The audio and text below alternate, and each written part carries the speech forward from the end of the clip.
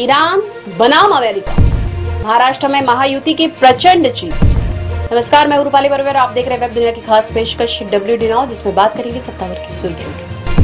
भारत इस वक्त दोहरे मौसम की मार झेल रहा है। एक तरफ उत्तर भारत में कड़ाके की ठंड और कोल्ड डे का सितम जारी है, तो दूसरी तरफ दक्षिण में बादलों की लुका छिपी।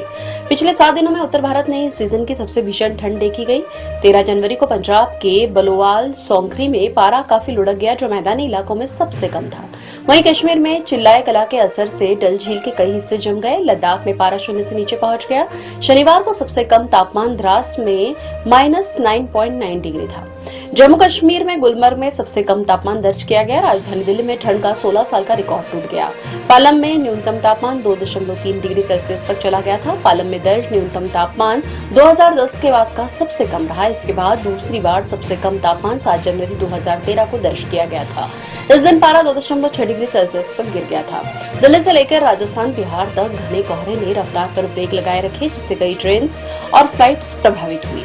आने वाले दिनों में भी ठंड से राहत नहीं मिलती दिख रही। हिमाचल, पंजाब, हरियाणा और दिल्ली में शीतलहर का अलर्ट है। लेकिन बड़ी खबर यह है कि 18 से 20 जनवरी के बीच एक नया वेस्टर्न डिस्टर्बेंस दस्तक दे रहा है और इसके असर से जम्मू कश्मीर और हिमाचल में भारी बर्फबारी, जबकि पंजाब, हरियाणा और पश्चिमी यूपी में गरज के साथ बारिश की संभावना है। यानी ठंड से राहत मिलने से पहले गलन और बढ़ने वाली है।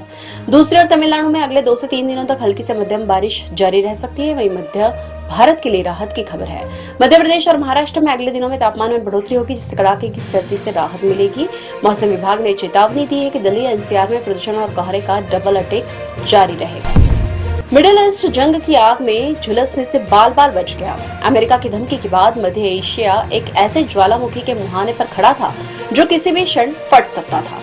दोनों देशों की तल्खी के चलते पूरी दुनिया की सांसें थम गई थी, लेकिन ईरान के 3 पड़ोसी देशों सऊदी अरब, कतर और ओमान की कूटनीतिक पहल के चलते संभावित युद्ध रुक गया। बताया जा रहा है कि इन देशों के अधिकारियों ने राष्ट्रपति ट्रंप से सीधी बातचीत की। माना जा रहा है कि ईरान से मिले भरोसे के बाद ही राष्ट्रपति ट्रंप के तेवर नरम पड़ गए। ट्रंप ने कहा कि उन्हें यकीन दिलाया गया कि ईरान प्रदर्शनकारियों के खिलाफ कोई कठोर कदम नहीं उठाएगा। इसी भरोसे के चलते सैन्य विकल्प को ठंडे बस्ते में डाल दिया गया है। दरअसल पूरा मामला ईरान के भीतर भड़के उन प्रदर्शनों से शुरू हुआ जिसने 31 प्रांतों को अपनी चपेट में ले लिया है।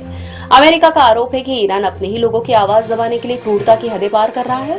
संयुक्त राष्ट्र की इमरजेंसी बैठक में अमेरिका ने ईरान को 2 टूक चेतावनी दी थी कि सारे विकल्प खुले हैं। जवाब में ईरान के संसद स्पीकर मोहम्मद बाकीर कलीबाफ ने भी पलटवार किया कि अगर अमेरिका ने गलती की तो खाड़ी में मौजूद एक भी अमेरिकी सैन्य अड्डा सुरक्षित नहीं रहेगा।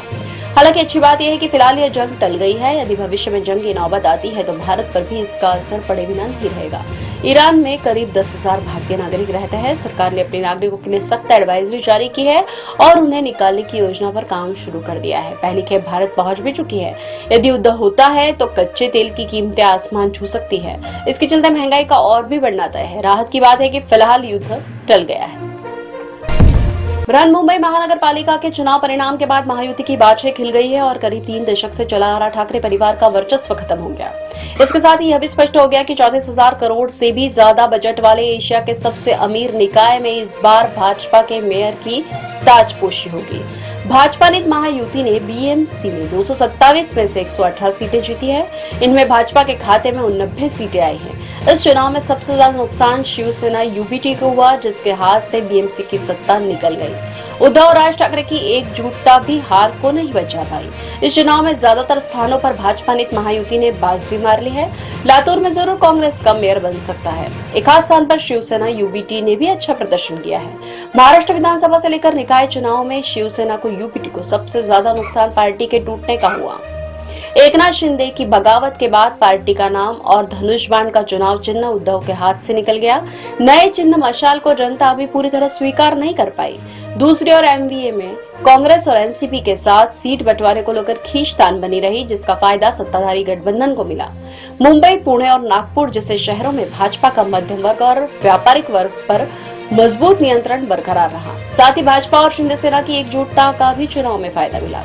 माना जा रहा है कि नतीजों का असर सिर्फ नगर निगमों तक सीमित नहीं रहेगा, बल्कि यह परिणाम 2029 के लोकसभा चुनाव की दिशा भी तय करेंगे। उद्धव ठाकरे को इस बात पर भी विचार करना होगा कि उन्होंने राज ठाकरे से गठबंधन कर कहीं कोई गलती तो नहीं की।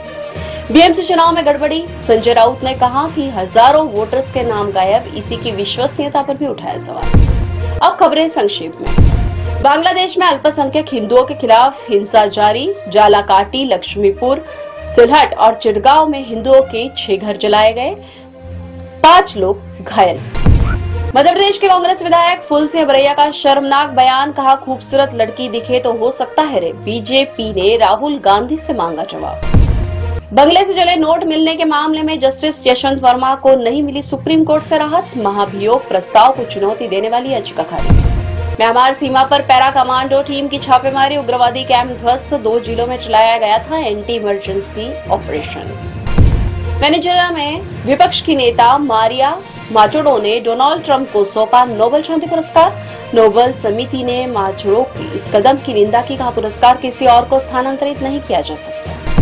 इतनी वेब दुनिया की खास पेशकश WD नाउ अगले सप्ताह की स्टूडियो के साथ फिर हाजिर होंगे। नमस्कार।